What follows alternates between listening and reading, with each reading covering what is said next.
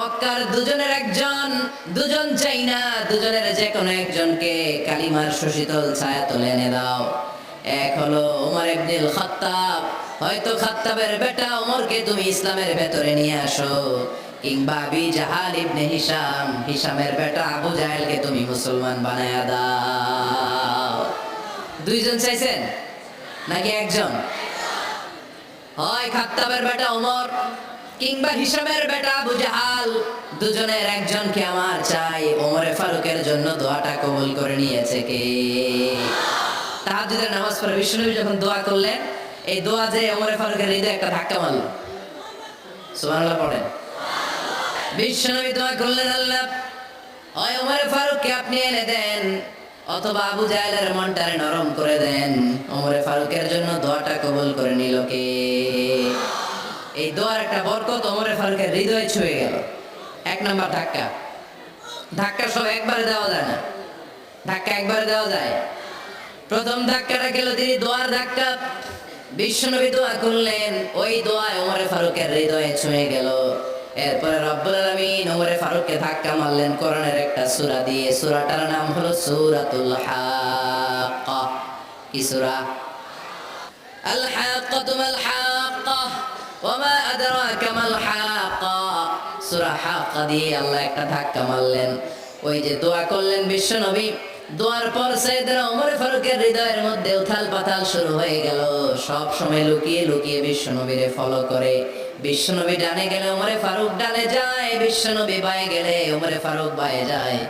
বিশ্বনবী রাত্রিবেলা নামাজ পড়লে ওমরে ফারুক পেছনে লুকিয়ে লুকিয়ে বিশ্বনবীর কোরআন শুনে। বিশ্বনবী মসজিদুল হারামের পাশে দাঁড়িয়ে রাতের এশার সালাত আদায় করছিলেন। ওই টাইমে বিশ্বনবী সূরাতুল হাক্কা তেলাওয়াত করছিলেন। কোন সূরা? সূরাতুল হাক্কা বিশ্বনবী তেলাওয়াত করেছেন। ওমরে ফারুক মন্ত্রমুগ্ধ হয়ে বিশ্বনবীর কণ্ঠের তেলাওয়াত শুনে। বিশ্বনবীর তেলাওয়াতের কণ্ঠ আমাদের কণ্ঠের মতো নাকি? বিশ্বনবীর কণ্ঠ কারি বাসাদের কণ্ঠের মতো? আহমদ বিন ইউসুফের কণ্ঠের মতো? আমার নবীর কণ্ঠের সুরের ঝংকারের সাথে পৃথিবীর কোন কারি সাহেবের তুলনা চলবে? কত মধুর, কত সুন্দর, কত অসাধারণ তেলাওয়াত করতেন আমার বিশ্বনবী। একবার তেলাওয়াত শুনলে পাগল না হয়ে কেউ থাকতে পারতো না। বিশ্বনবী ওমরে ফারুককে দেখেন নাই। ওমর ফারুক লুকিয়ে লুকিয়ে বিশ্বনবীরে ফলো করে। বিশ্বনবী এশার সালাতে সূরা হাক্কা তেলাওয়াত করতে আরম্ভ করলেন। তেলাওয়াত করতে করতে করতে করতে বিশ্বনবী সামনের দিকে যেতে লাগলেন। বিশ্বনবীর চমৎকার কণ্ঠের তেলাওয়াত শুনে ওমরে ফারুক মুগ্ধ হতে লাগলো। ওমরে ফারুক অবাক, কিরে এত সুন্দর শব্দের গাঁথনি, এত সুন্দর বাক্য, এত সুন্দর অন্তমিল, এত সুন্দর কথা, এটা কবিতার মতো লাগে। মনে হয় মুহাম্মদ কবি হয়ে গেছে, কাব্য প্রতিভা দিয়ে নিজেই কবিতা বানাইছে। ওমরে ফারুক যখন মনে মনে ভাবলেন এগুলো মনে হয় মুহাম্মদ কবিতা পড়ে, মুহাম্মদ মনে হয় কবি হয়ে গিয়েছে। ইন দ্য মিন টাইম বিশ্বনবী তেলাওয়াত করছিলেন সূরা হাক্কা থেকে, ওয়া মা হুয়া বিকাউলি শাইরিন ক্বালিলাম মা তুমিনুন। এই আয়াতের অর্থ হলো এটা কোনো কবির বানানো কবিতা নয়, তোমরা অল্প সংখ্যক লোকই এই কোরআনের উপরে ঈমান আনো। সুবহানাল্লাহ পড়ে। বিশ্বনবী ওমর ফারুককে দেখছে নাকি? কথা কয় না। দেখেছে না? বিশ্বনবী বিশ্বনবীর মতো তেলাওয়াত করে যাচ্ছে। ওমর ফারুক যখন মনে করলেন কিরে এই কথাগুলো এত সুন্দর, তেলাওয়াত করছিলেন, কোইন্সিডেন্টলি দৈবাত মিলে গিয়েছে। ওই আয়াতের অর্থ ছিল এটা কোনো কবির বানানো কবিতা না, খুব অল্প সংখ্যকই তোমরা ঈমান আনো। এবার তো ওমর ফারুক আটকে উঠলেন, ঘটনা কি? আমি মনে মনে ভাবলাম মুহাম্মদ কবি, আর যেটা পড়তেছে এটা কবিতা, কিন্তু মুহাম্মদ আমার দেখেও নাই, কিন্তু বলতেছে এটা কবির বানানো কবিতা না। তাহলে মুহাম্মদ মনে হয় গণক হয়ে গেছে। কার মনে কি চলে না দেখেই বলতে পারে। নাউজুবিল্লাহ পড়বেন না?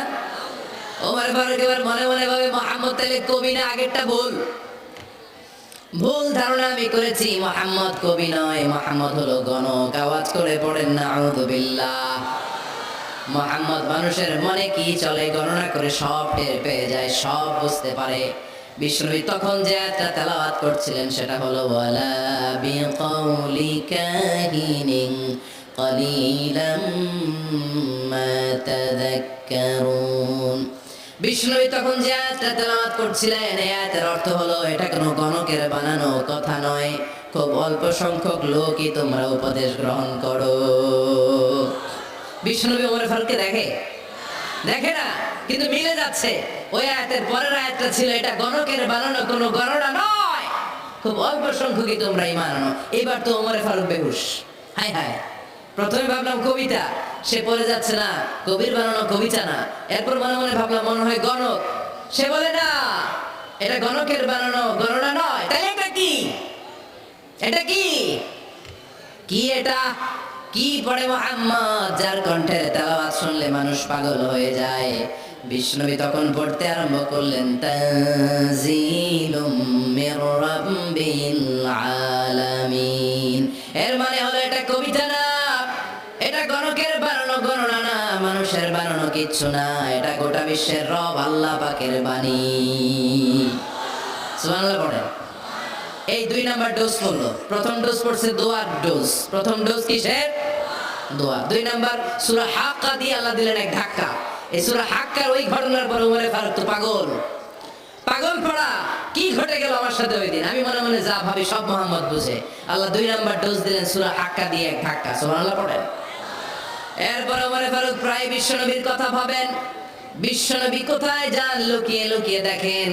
এবার রব্বুল আলামিন ভাবলেন এবার সূরা তাহা দিয়ে আমি 3 নাম্বার ডোজ দিয়ে দিব। পড়েন সুবহানাল্লাহ। এবার 3 নাম্বার ডোজ পাবেন। কিন্তু শয়তান ওয়াসওয়াসা দিচ্ছে, ওমর ফারুক যাও, মক্কায় ঘোষণা হয়েছে মুহাম্মদের কল্লা এনে দিতে পারলে এত এত স্বর্ণ মুদ্রা। শয়তানের ওয়াসওয়াসায় আবার ভুল পথে হাঁটতে লাগলেন সাইয়েদনা ওমর। নাঙ্গা তরোয়ার নিয়ে বিশ্বনবীর মাথা কাটার জন্য বের হয়ে গেলেন।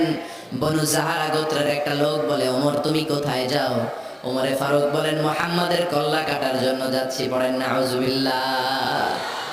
আবু জাহারা গোত্রের লোক বলে, তুমি মুহাম্মাদের কল্লা কাটতে যাও? আরে তোমার বোন ফাতিমা বিনতে খাত্তাব আর তোমার বোনের জামাই সাঈদ, এরা তো দুজন কালিমা পড়ে মুসলমান হয়ে গেছে। আরে মুহাম্মাদের কল্লা পরে কেটো, আগে ঘর সামলাও। যে ওমর, আগে ঘর সামলাও, পরে তুমি মুহাম্মাদের কল্লা কাটতে যাও। ওমরে ফারুক রেগে গেলেন, রাস্তা ঘুরিয়ে বাড়ির দিকে চলতে আরম্ভ করলেন। রাগে তিনি গড়গড় করছেন। ওমর ফারুকের বোন ফাতিমা বিনতে খাত্তাব, বোনের জামাই সাঈদ, তাদের 2 জনকে খাব্বাব রাদিয়াল্লাহু তাআলা আনহু সূরা তাহা ঘরের ভিতরে তেলাওয়াত করে শোনাচ্ছিল। পড়েন সুবহানাল্লাহ।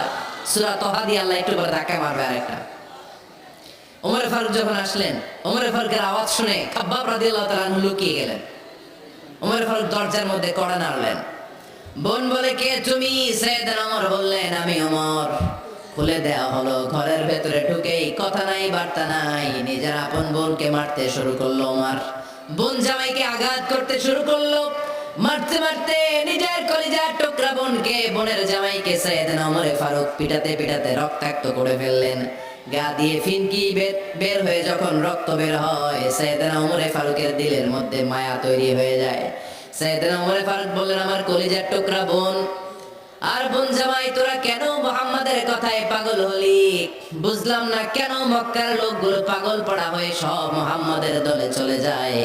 কি এমন কথা মুহাম্মদ তোদের শোনায়, কি এমন বাণী তোদের শোনায় যে বাণী শুনে সব তোরা মুহাম্মাদের দলে চলে গেলি? কি আছে মুহাম্মাদের কাছে? কি জাদুটা? কি জাদু পেলি সেখানে? আমার একটু দেখা। বোন ফাতেমা বলে, না ভাই, ইন্নাকা রিজিস, তুমি নাপাক। লা ইয়ামাসসুহু ইল্লাল মুতাহহারুন, পাক পবিত্র না হয়ে আল্লাহর এই কালামে স্পর্শ করা যায় নাকি? আওয়াজ করে বলেন, স্পর্শ করা যায়? ভাই তুমি গোসল করে আসো, তাহলে তোমার হাতে তুলে দিব, তুমি পড়লেই বুঝতে পারবা কি আছে আল্লাহর এই কোরআনে।